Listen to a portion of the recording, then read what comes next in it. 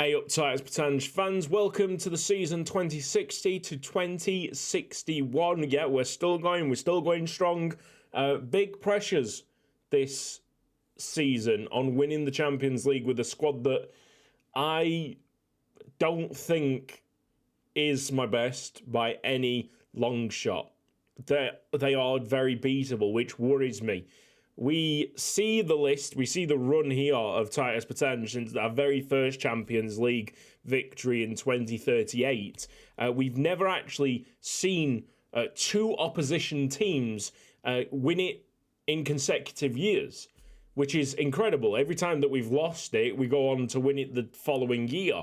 And I feel like that's about to end. I just have that feeling that we're missing a key component, and God, I hope I'm wrong by the end of this season. I hope certain young players that we're bleeding into the squad go on to do great things. I'm expecting it.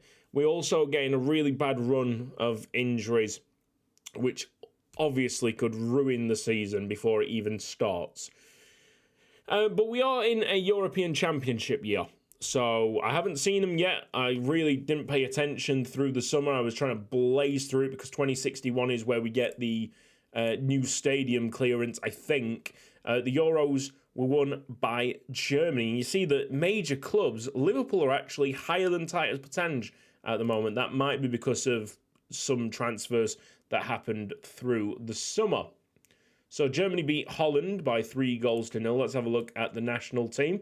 Do we see anything? Finn Gerland, Frank Ebert used to play for us, and he's rather good.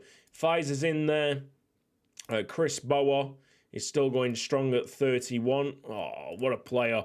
Yeah, so it's rinsed with a load of current and ex-players. Branimir Juric is a European champion from our youth academy. Get in there. So that's that. Congratulations, Germany. Let's have a drink.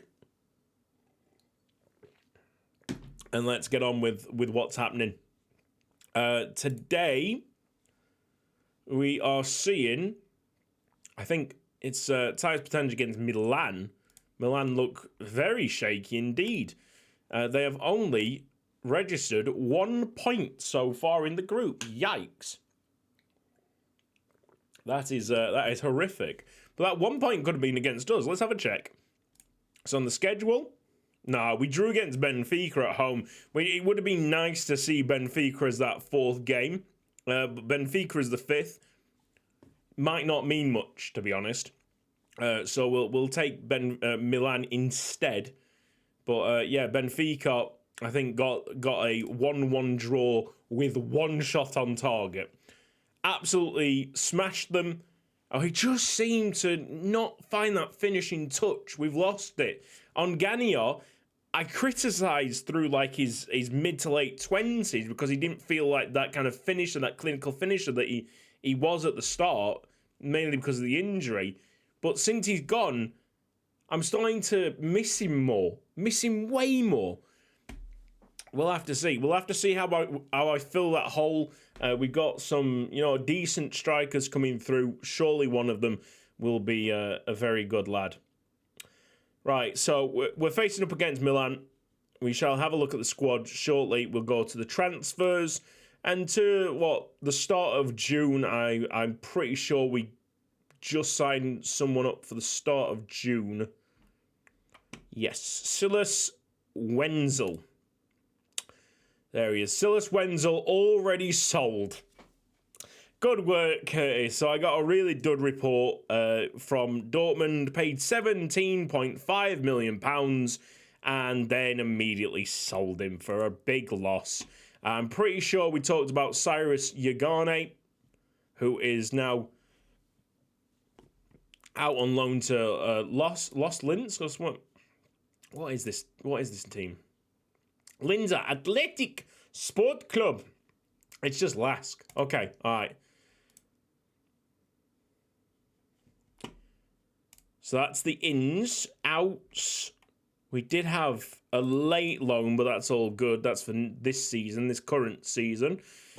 Ins totaling at 126 million. Outs, we've done 442, even though this was supposed to be a quiet sale season. Didn't turn out to be like that. Let's highlight all the loans first, including the ones with a fee as well. 39 people. The standouts, Leonardo Bruno, is out on loan to Barcelona. And we've got Zaza out on loan to Barcelona. So they're bolstering up the defence, but I can recall them, and I definitely will be recalling them before the end of the season. Interesting, we got a loan offer for Briama Mbalo, I think it's Ghanaian? Guinea-Bissau goalkeeper.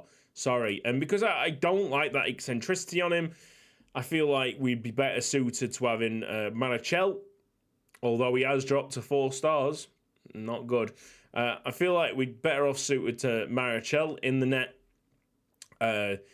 Mbalo shouldn't be sitting on the bench. He should be getting game time, and that loan to Bayern Munich makes total sense. Right then, top Elbert Ferreira Neto.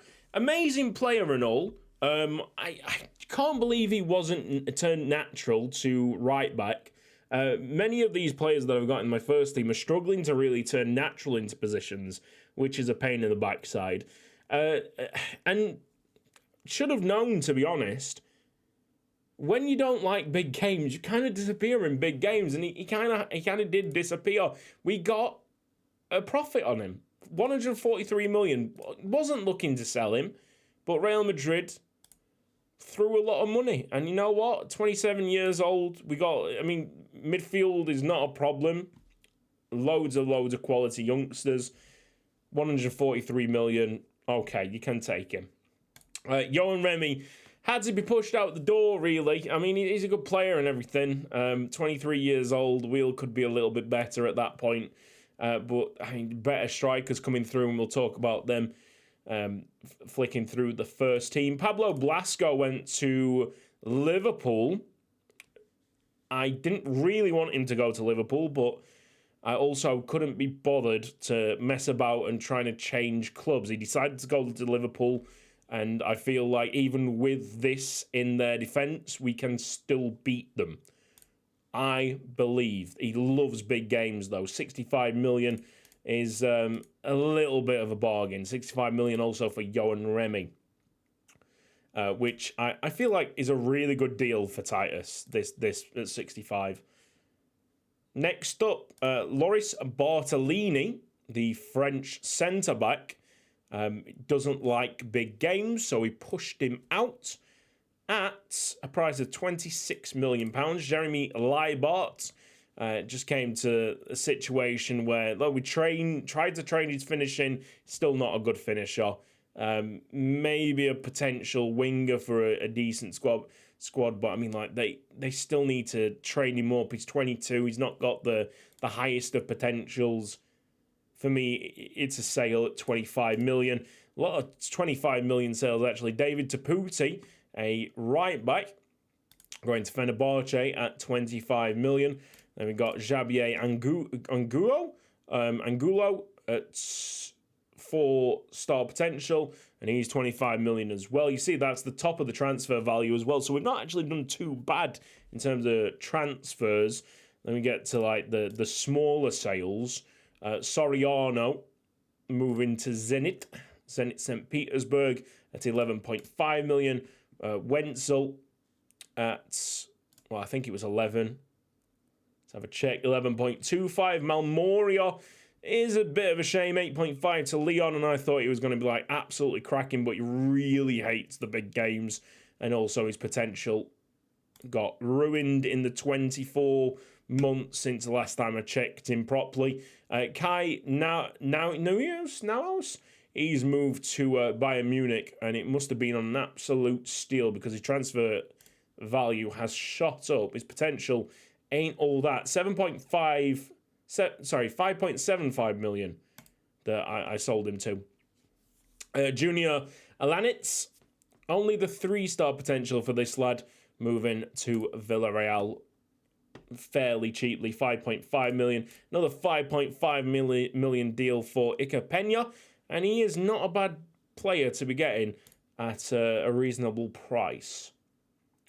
4.2 for Stefano Calabrese. I wish he was just the same quality as his namesake, but Stefano does not hold that Calabrese name quite well. 4.2 million to Napoli. Yegor Belorukov, the Russian, moving to a Russian club, 4-star potential. And the sale of 3.9 million. Leandro Vassalo going to Paris Saint-Germain, the Portuguese midfielder, only 3.5-star potential, 3.8 million in.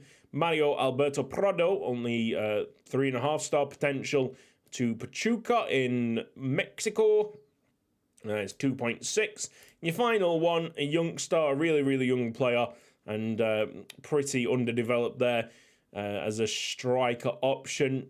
Rufino Gutierrez, 4-star potential, moving to Barcelona for a maybe maximum cost of 3.4 million.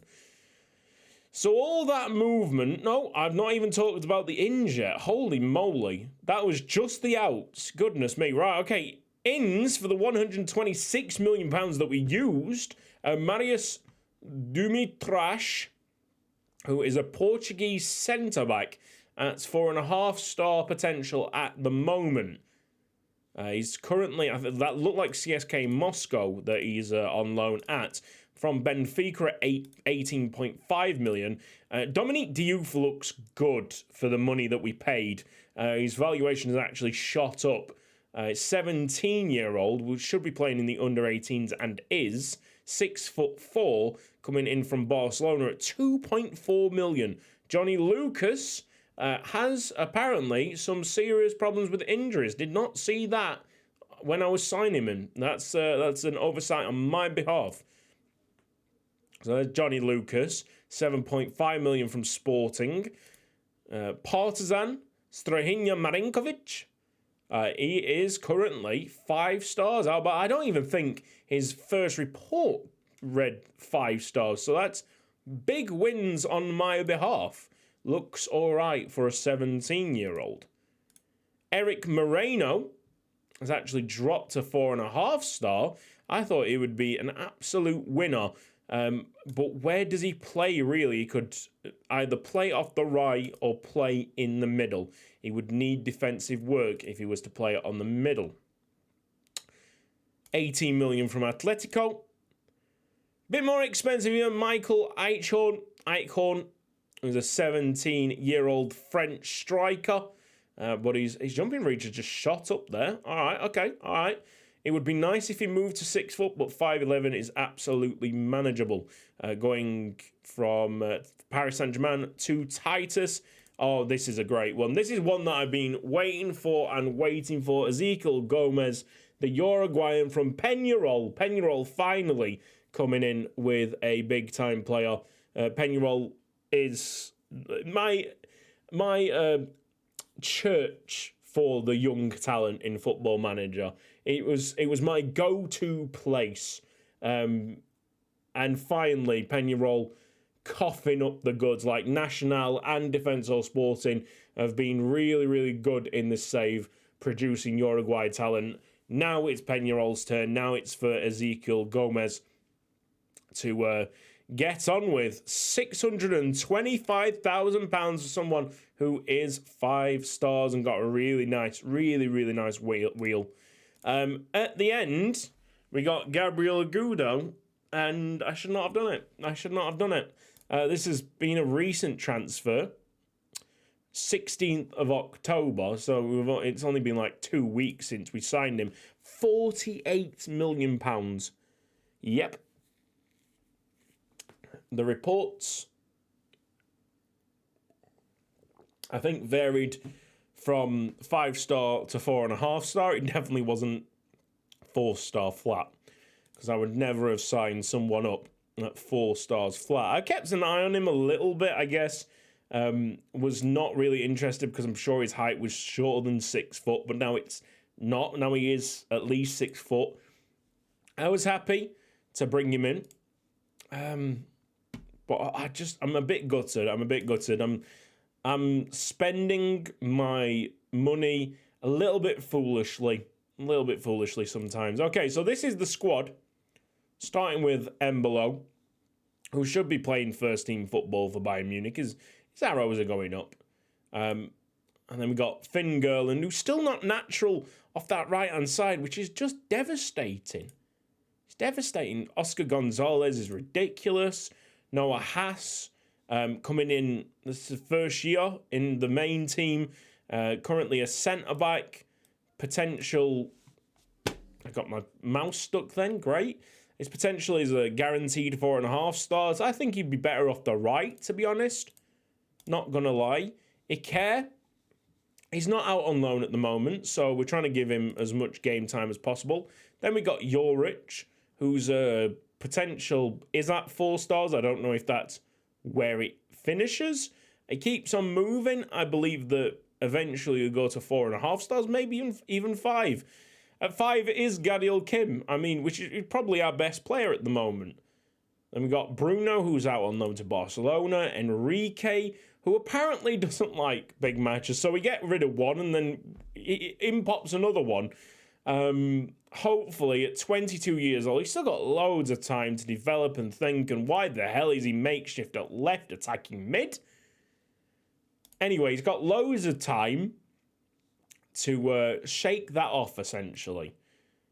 Marichel, God, I hope you're a good goalkeeper. I honestly think every single position you try and get the best player in the world. But for goalkeepers, just avoid anybody eccentric. Embalo probably is going to be a better goalkeeper, but I would be more happy to have someone that's less eccentric. I feel like if you've got like a world-class defence, you can take a little bit off your goalkeeper. Anyway, there's Marquez, and at the moment Marquez is not doing great. He's really dipping and why on earth is he being makeshift in all these sodding positions? God damn it, lads. Florian Marty, yes, been playing a lot in the first team, to be fair, and you can see that he has had significant positive growth. Mitev, significant positive growth as well, looking very much like Pfizer at the moment. And you know what? I'm not going to say no to that, to be honest. Pfizer was a solid player. I think he's got a similar wheel to that, honestly. There's Moreno, entering 26 years old. And, you know, his quality could actually win the Ballon d'Or this year. There's Mario Mulai. This is it, yeah. Kosovan striker comes into the first team. And I just love that kind of physicality about him. Physical, mental, aerial. He's been winning headers for fun at the start of the season. Got quite a decent record, I believe. 5 goals in 8 appearances is not too bad. Obviously needs to be better, though. Armando Pereira, oh boy, we've seen too much of this lad. I've seen too much of this lad. We've got him as a backup. He should be a backup. He shouldn't be playing every single game. But it seems like every time Finn Gerland's okay, Savo Saran's injured. And when Savo Saran's okay, Finn Gerland is injured. If we can't get them two working together or being fit together, we're in serious bother. Because this guy is not the world beater. Maybe in a little bit. 23 years old, he's got a little bit more time. But he's not that. And also, he can't pass across to save his life. There's Dylan Thomas, new player on the block, at the left mid spot. I mean, we'll see what he does. Obviously, second to Savo Saran. We got Alberto Torre, who is by far the best centre-back that we've got. Zaza, still not natural at centre-back for some bizarre reason, but there he is at Barcelona. Shedrack Amadou could have had a chance in the first team, but we got a pretty easy to accept loan in from Chelsea, he'll get significant game time. You can see he's shooting up there, so that's working in his favour. There's the Spanish goalkeeper, Gabriel Agudo, that I wish was a little bit better, to be honest. Nicolas Calabrese, who's actually been talking to me through the summer that he wants a new challenge and that. He's 29. We'll think about it next season, but for this season, we really need him to head down, win this Champions League. He's going to be a big, big player for us if we are to win it. Savo Saran will be a big, big player for us if we are to win it. These guys need to be on the money. Now, Savo Saran is 27 years old, and he's going into 28. He'll be soon 28. Goodness me. Reuben Coltor. Yes, Reuben Coltor is finally in the first team. I've been keeping an eye on him and thinking that he might be special for a long time. His sprint speed is flying up. Goodness me. Yes, he is still maximum potential at the moment, and he's made a pretty positive start with 3 goals in 6 appearances. Could he be the next Onganio? There is a possibility there. He needs to be up in the finishing, though, I would say.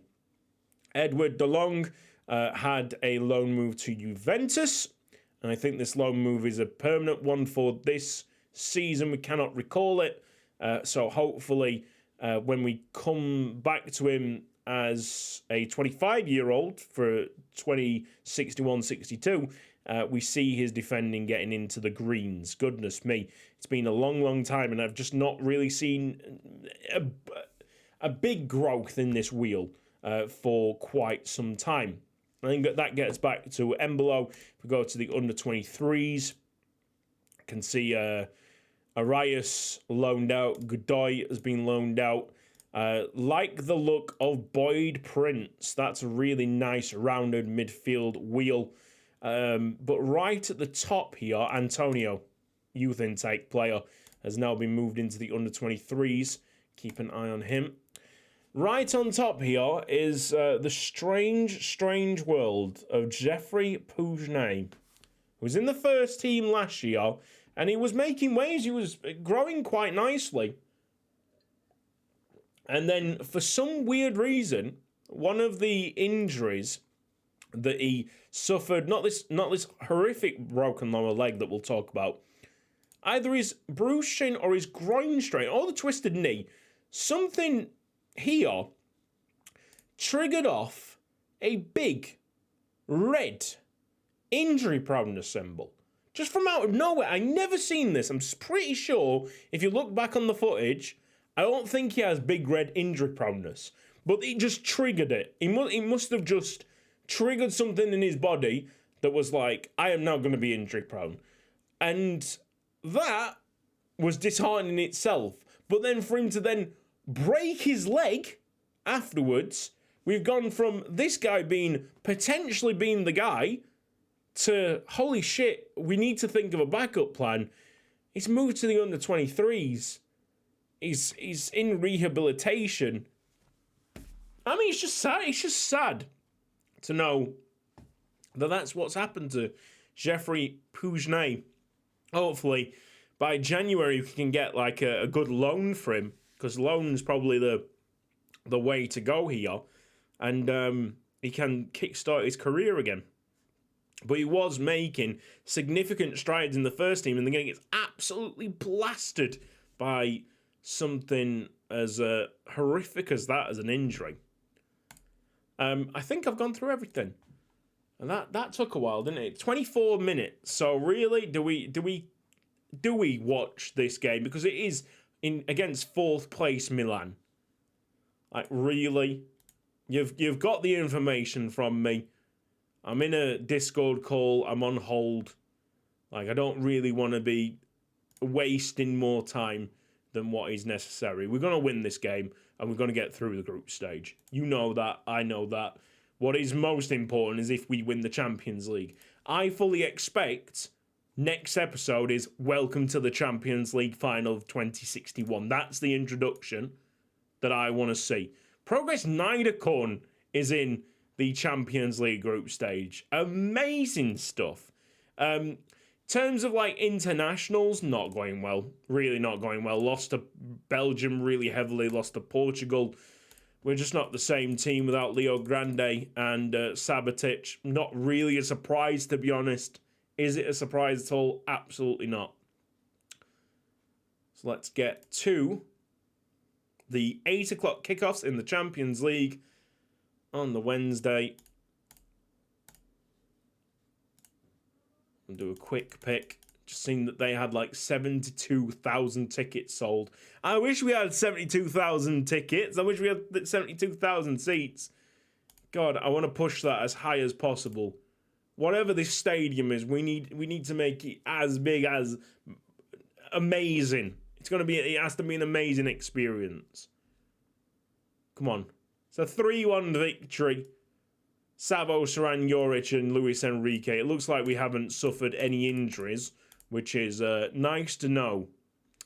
Because we've just been a revolving door to the hospital, essentially. That's a lot. I've covered what's gone on with the squad. A lot of money coming in, but we are not plunging it into the facilities of other clubs just yet. We're just going to hold on to this because of how scary that dip was, and the fact that there might be a takeover, and an internal takeover of the club that I've been hearing a lot about. So we're going to be very safe with the money that we have at the moment. Okay, bye-bye.